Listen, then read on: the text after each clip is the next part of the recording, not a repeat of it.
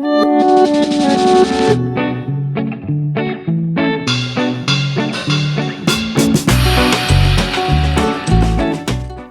et bienvenue à toutes et à tous sur ma chaîne YouTube. Aujourd'hui on va voir comment on fait un cercle magique. Donc ça sert en général pour débuter, surtout essentiellement les amigurumi, mais pas que. Donc c'est le petit fameux cercle qui constitue le centre de votre ouvrage, sur lequel vous allez justement par la suite crocheter et avancer, agrandir votre ouvrage. Je vais me servir d'un crochet de 2,20 mm. Vous pouvez choisir, attention, ça d'ailleurs je vous le conseille fortement, d'utiliser votre crochet en fonction de votre fil. Donc moi c'est juste à titre d'exemple que je vous montre et vous adaptez en fonction de votre ouvrage. Je vais prendre un marqueur de rang pour vous montrer justement le début de rang pour ne pas vous emmêler les pinceaux. Je vous conseille d'en avoir un, mais si vous n'en avez pas, vous pouvez aussi très bien utiliser un autre bout de laine que vous intégrerez à votre première maille et puis ensuite que vous ferez suivre à chaque première maille de toutes les rangées. Voilà. J'ai utilisé une laine basique, je ne citerai pas de marque car je ne fais pas de publicité, mais vous pouvez utiliser n'importe quelle laine pour débuter, de préférence des laines qui sont un peu plus compactes, qui ne se dédoublent pas facilement, car quand vous allez crocheter étant débutant ou débutante, vous allez avoir peut-être un peu du mal avec justement des fils qui se dédoublent. Donc là je vais commencer, bon moi j'enfile, j'enroule on va dire la laine toujours autour de mon doigt comme ça, et je viens crocheter, je tiens pas le crochet comme ça comme un stylo, mais comme ça. J'ai appris comme ça étant enfant, donc j'ai pris cette habitude là de ma maman et je continue comme ça, mais bon ça change rien, vous pouvez faire comme ça. Et puis les gauchères ou les gauchers comme ça, ou bien comme ça, c'est pareil. Donc je viens prendre mon fil ici, ça c'est le fil, le bout il est là ouvert, et ça c'est la suite de ma laine. J'essaie d'aller au plus clair. Si surtout n'hésitez pas, vous avez des questions, j'essaie de vous montrer comme moi je sais faire, le plus facile possible, le plus simple possible. Je prends ma laine donc comme ici, voilà, je l'attrape tout simplement. Et puis attention, là j'ai l'index et là j'ai le pouce. Je viens mettre le pouce en bas et l'index en haut. Comme ça. Donc c'est comme si on formait une petite boucle sur le doigt. Je refais. Donc j'attrape en dessous mon fil avec les deux doigts et je tourne vers moi. Comme ça je forme une petite boucle. Ensuite, je prends mon crochet que je fais passer, voilà, par le dessus, au milieu, juste au centre de la boucle qui s'est formée. Je viens attraper ma laine du côté gauche du fil, pas là, mais là. Et ensuite, j'attrape avec le crochet et je tire. Attention, ici avec ma main gauche, je n'ai jamais lâché la boucle que j'ai formée. Je refais. Ici, j'attrape mon fil, je tourne, je passe dedans le crochet, je viens attraper le fil du côté gauche et je tire, je le fais ressortir de ma petite boucle. Et là, si vous regardez bien, normalement, le bout du fil doit être à gauche et le crochet à droite avec la nouvelle boucle qui s'est formée. Et ici, on vient faire une maille en l'air et on vient piquer sur les deux laines. Ici, on vient d'avoir deux laines, deux couches. Et ici, une seule couche de laine. Donc, sur les deux brins de laine, on vient faire une maille serrée. Donc ça va être le début de mon rang. Pour pas justement m'emmêler les pinceaux, ce que je peux faire, c'est prendre mon marqueur et venir attraper les 2 brins du dessus qui forment ma maille serrée. Et je l'attache. Voilà. Et ensuite, je peux continuer. Je sais que mon marqueur est bien positionné. Il me montrera le début de ma rangée. Donc, je peux continuer tranquillement.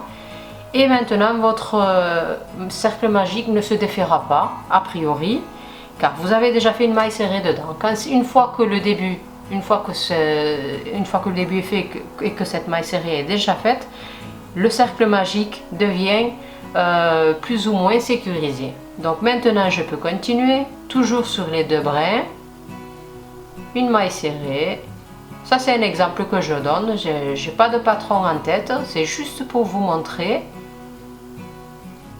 Voilà, donc là si vous voulez surtout compter et que vous êtes perdu, vous voulez compter le nombre de mailles, vous n'avez qu'à tourner comme ça et vous allez voir ça. C'est la première maille serrée, vous avez le marqueur dessus. Donc c'est pour ça que quand je vous dis de marquer, prenez, regardez là, les 2 premiers, les 2 brins comme ça du dessus. Comme ça vous permettra justement de ne pas vous emmêler les pinceaux surtout. Voilà. Si vous voulez compter, vous faites 1, 2, 3, 4. J'en ai fait 4. Le fil, la boucle qui sort, me montre que je suis sur la 4e maille serrée. Je reprends et je continue. Donc là, pour vous, à titre d'exemple, je vais en faire 6. Donc, encore 2 autres. Ensuite, j'enlève le crochet, je lâche mon fil complètement. Et ce que je fais, là, le fil qui ressort de mon cercle magique, je peux le tirer et normalement le cercle magique doit se resserrer. Pour des ouvrages avec une esthétique le plus propre possible, un travail le plus soigné possible, je vous recommande de serrer ce cercle magique au maximum. Faites attention quand même à ne pas casser votre fil, ça serait dommage de recommencer, mais essayez de tirer au maximum pour éviter que le petit trou s'agrandisse, que ça ne vous forme pas un grand trou au milieu pour ne pas avoir quelque chose de moche quand même. Et puis, une fois que j'ai tout resserré, je reprends mon crochet, mon fil. Ici, je viens enlever mon marqueur. Je pique ici dans ma première maille serrée, toujours sur les 2 brins du dessus. Là. Et attention, ce que je vais faire, c'est que je vais venir cacher mon fil. Je vais l'intégrer aux mailles serrées que je vais faire. Je vais venir le cacher en même temps. Et ça permettra aussi de sécuriser le cercle magique, parce que si je le couperai ici, si je coupe ce fil ici, le cercle magique, avec le temps, risque de se déformer. Donc l'ouvrage risque de se défaire complètement. Je viens faire une rangée supplémentaire, ou éventuellement 2 si vous voulez, mais une est suffisante. Une rangée avec ce fil intégré avec mes mailles. Donc là, je fais une maille serrée. Et surtout, un petit conseil, décontractez-vous, décontractez vos mains, ne soyez pas crispés sur votre crochet ou votre fil, car votre ouvrage va être, s'il est trop serré, vous allez avoir du mal à le crocheter. Donc là, je viens de faire une première maille serrée. Je marque toujours mon premier rang ici. Voilà ma première maille, pardon, pour pas me tromper. Et je viens faire 2 mailles serrées dans la même maille serrée, c'est-à-dire dans les 2 mêmes mailles. Voilà. Donc là, j'ai 1 et 2 que j'ai piqué au même endroit, ce qui me donne justement une augmentation. Et je passe à la maille serrée suivante. Je fais une maille serrée. Et dans la même maille, je pique et je fais une autre maille serrée encore. Donc, deuxième augmentation. J'en ai 4 déjà. 1, 2, 3 et 4. Donc, il faut continuer ainsi jusqu'à la fin. Donc, on avait fait 6 mailles serrées, sachant qu'on va en faire 2 dans chaque. Ça doit doubler, donc on doit en avoir 12 au total. Et j'oublie pas surtout d'intégrer mon petit fil pour le cacher et pour sécuriser le cercle magique. Je continue, troisième maille serrée, une, et dans la même maille, 2 mailles serrées. J'en ai 6. Et dans la quatrième maille, j'en fais encore 2. J'en ai 8. Et ensuite, dans la cinquième maille, j'en fais encore 2.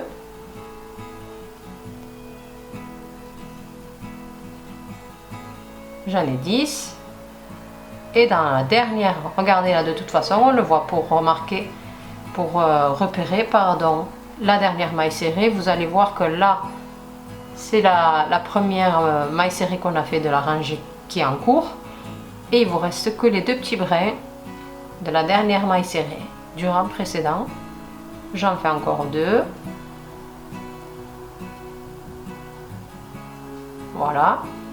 Et mon fil, je peux le laisser derrière. Vous pouvez le couper au fur et à mesure de votre ouvrage. Enfin, une fois que vous aurez fini votre ouvrage, vous pourrez le découper. Ça ne se défera quasiment, enfin, j'en ai jamais vu qui se défait en tout cas.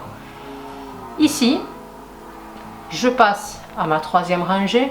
Donc j'enlève mon marqueur, je viens piquer sur ma première maille serrée. Et hop, aussitôt, je viens marquer ma première maille serrée pour me repérer. Ce que je vais vous montrer maintenant, c'est à titre, c'est juste pour vous montrer à titre informatif. Donc je ne vais pas continuer à faire d'augmentation parce que je n'ai aucun but de faire cet ouvrage là, mais je vais vous montrer comment on peut faire une diminution. Donc pour faire la diminution, l'idéal serait de faire des mailles qui nous permettent justement de garder le plus compact possible la forme de votre ouvrage.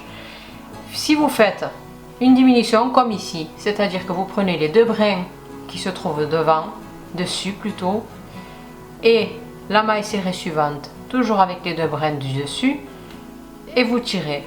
Vous allez avoir une diminution, mais le problème c'est qu'une fois que vous aurez rembourré votre ouvrage, vous allez avoir des trous qui vont commencer à se former, car l'ouvrage va s'étirer avec le rembourrage, et ça va former des trous, ça va faire entre guillemets moche, je vous le cache pas.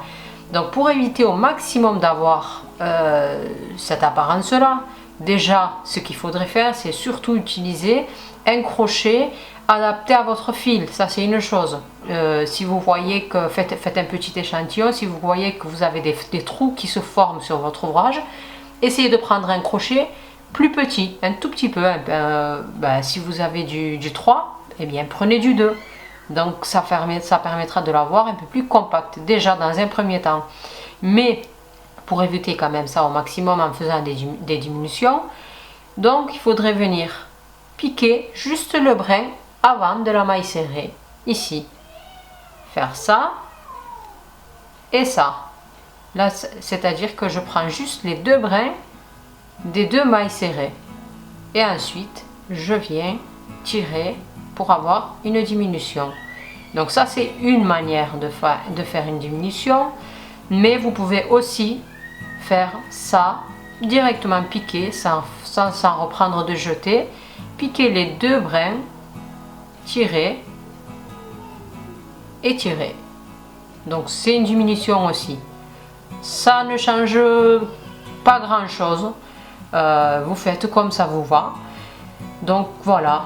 Ensuite, vous continuez votre ouvrage en spirale jusqu'à la fin. Et puis voilà, en fonction du patron que vous avez, de l'ouvrage, vous suivez le nombre de mailles et puis vous continuez votre ouvrage. Donc moi, j'ai essayé de vous montrer comment faire un cercle magique. Surtout marquer les premières mailles, les augmentations, les diminutions. N'hésitez pas à me poser des questions si vous en avez en commentaire. Surtout, si vous pouvez me mettre un petit pouce bleu sur la vidéo et puis la partager éventuellement autour de vous. Ça me permettrait d'avancer. Et puis, bien entendu que ça, c'est une source de motivation pour moi, justement, de continuer à vous mettre de nouvelles vidéos en ligne pour vous aider. Voilà, et puis j'essaierai de mettre quelques vidéos encore de temps en temps sur ma chaîne pour vous aider. Voilà, pour aujourd'hui ça sera tout. Je vous dis à bientôt dans de nouvelles vidéos. Et puis merci d'avoir regardé cette vidéo jusqu'à la fin si c'est bien le cas. À bientôt!